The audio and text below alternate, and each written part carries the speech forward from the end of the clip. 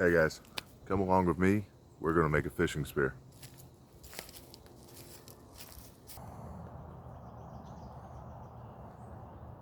What's up YouTube? Welcome back to Strawman Survival. I am Dave. Thank you for watching. Thank you for tuning in. If this is your first time here, hit that like, hit that subscribe button down below, leave a nice comment.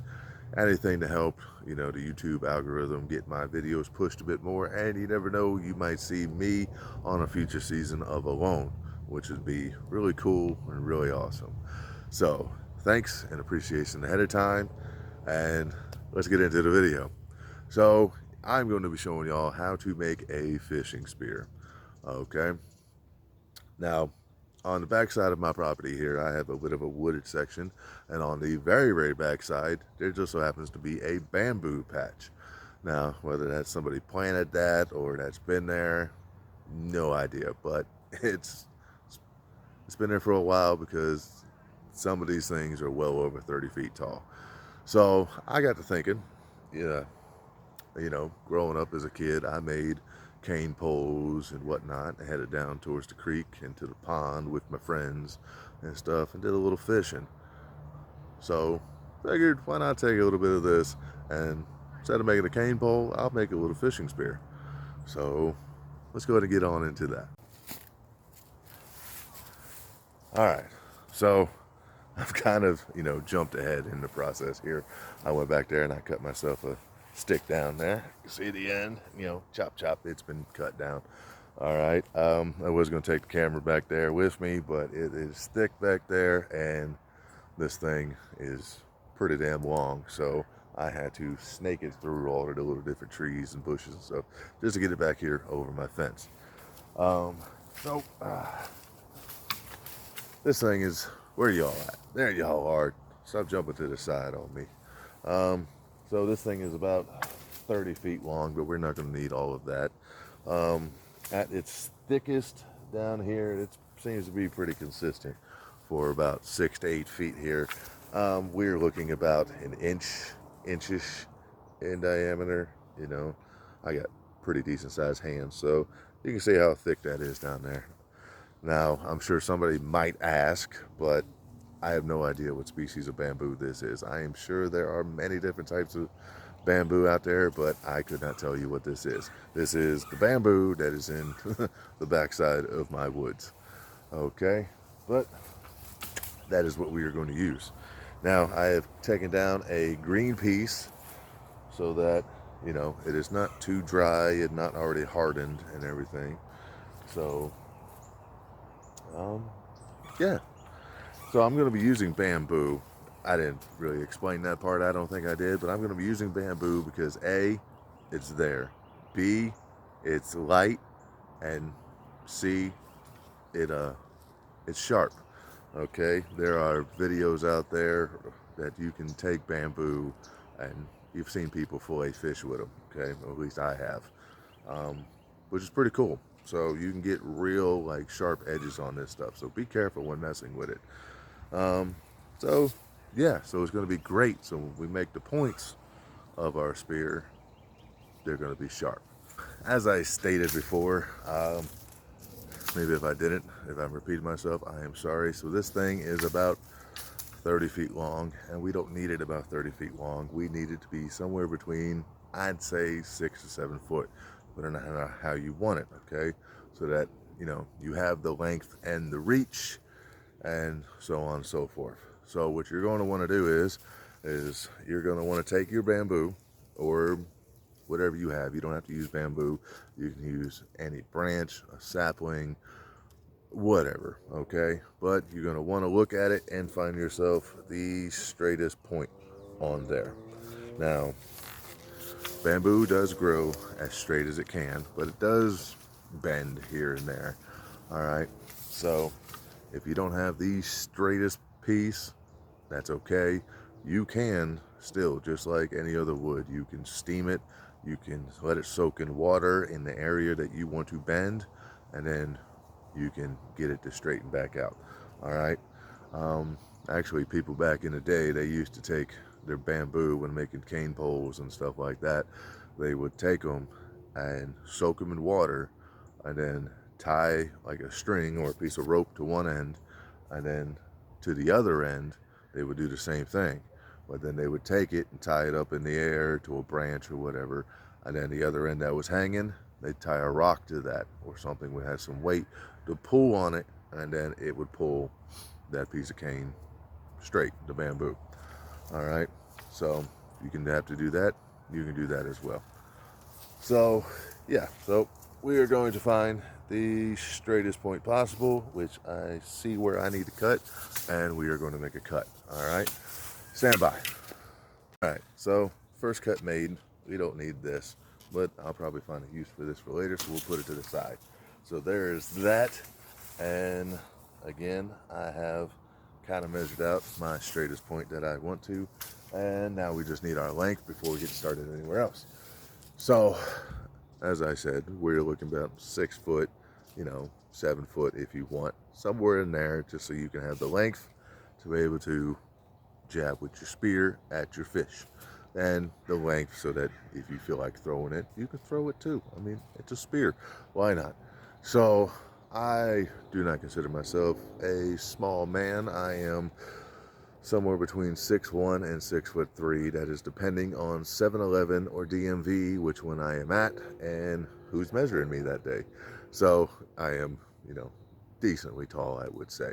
So that is where I am. So that is a joint there. But for me, because I wanted this to be a little bit longer, I'm going to go to the next joint, which is up here. So let's cut that. Now we're going to make this cut. If you have a folding saw, that is great. But if not, if you have a Leatherman that happens to have a saw on it, that's even better. All right, so we are going to make our little cut here, okay? And toss that away. All right, so now that we got a more manageable, usable piece here, okay, we're going to move on to the next step. So, but before, I want to show you all this. So on the one end that I cut above the little joint there, that little knuckle. As you can see, it's got the little spaces going on down. So I cut above on this one so that this is my end. So I don't want this to get damaged or start to split on me. And this end, I cut below that knuckle because this is the end we're going to split and make the spear points out of. Now, this end is also slightly thicker than this end down here.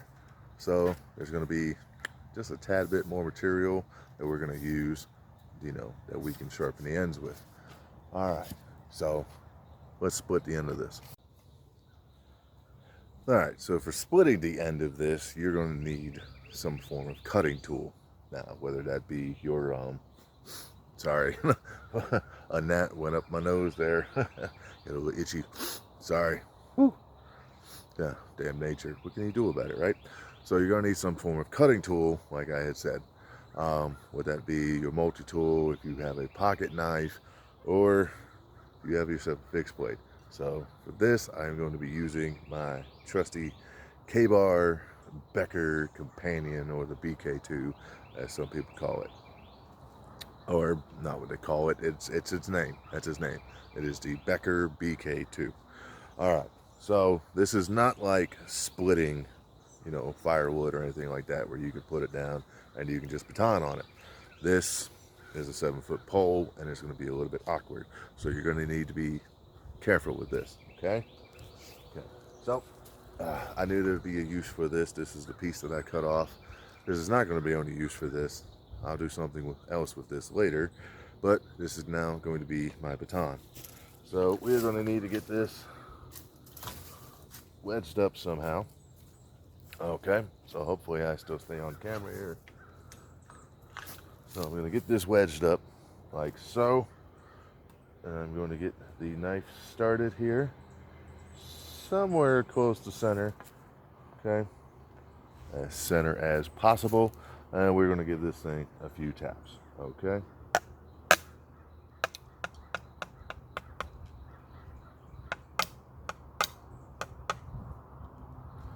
All right, so on and so forth. Now, I did put a little mark down here that I did not put on camera, but there's a little bit marked down there so that I can kind of judge and see how far it is going, so that I can try to keep this even all the way down. So now you have your first split. Now you're going to go for a second split and make 4 ends so that you can make 4 points. Okay, so again, line it up, get it center of that, and give it a couple of taps.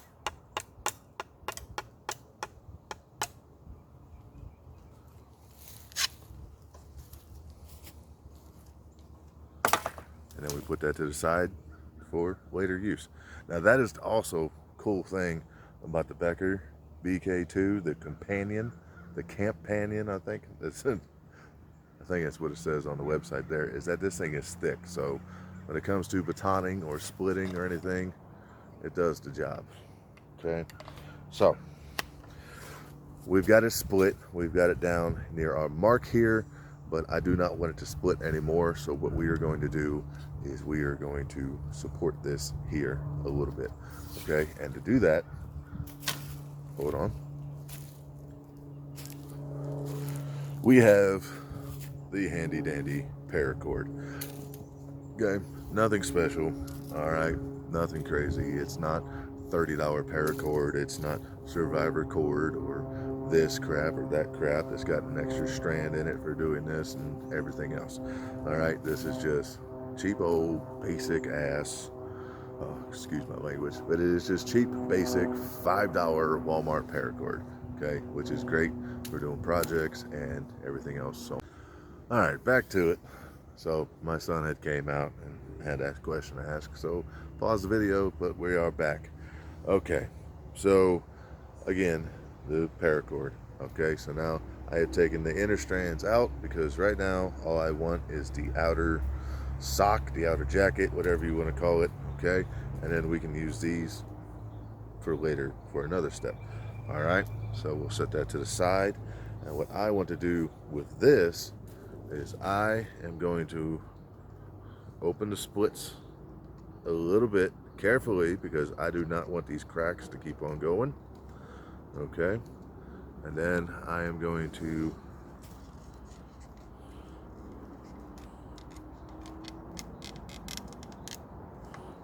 work the paracord, the outer jacket, down to the end there. Now I'm going to leave myself a little bit of a tail here. All right, so that I can start to wrap this. All right, so I'm going to start wrapping this around.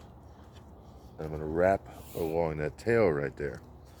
Okay, and what this is going to do is I'm going to pull this tight every time I wrap it. Okay, all right, holding on to that tail there. See, that was tight, so it spun the other way on me. Okay, so I'm just going to wrap this like so. All right, now what this is going to do, this is going to keep everything tight right here. So hopefully those cracks, the splits that I put into it, do not keep traveling down the bamboo. Okay, and I'm doing this with the outer jacket because without the strands inside, I can pull this thing, pull it flat as I wrap it around.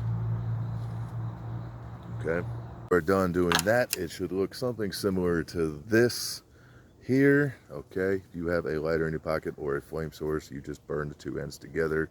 Or if not, you can just tie it in a knot. To each their own. All right, so you do that before moving on to the next step and all, because the next step is flaring out the ends here, and you don't want those splits to travel down the rest of your spear. Okay, now I would do this not only with bamboo, but I would do this with a sapling, a branch, anything like that, just to prevent those cracks from keeping on running. All right, so next step, like I said, is flaring out the ends here. All right, to do that, I have 2 pieces of bamboo here that I have cut, and I am going to then run these down the side. Hopefully I can keep them flat and get them tight in there, hopefully. and get them to flare out like so. You want 2 to keep everything just like that. And now you'll flare out your tips there. Give yourself more surface area that you can hit when going with your spear. All right. Now we're going to do the same thing we did here with the rest of the inner strands. Sorry, inner strands of the paracord. Okay, so on repeat, wrap all this tight.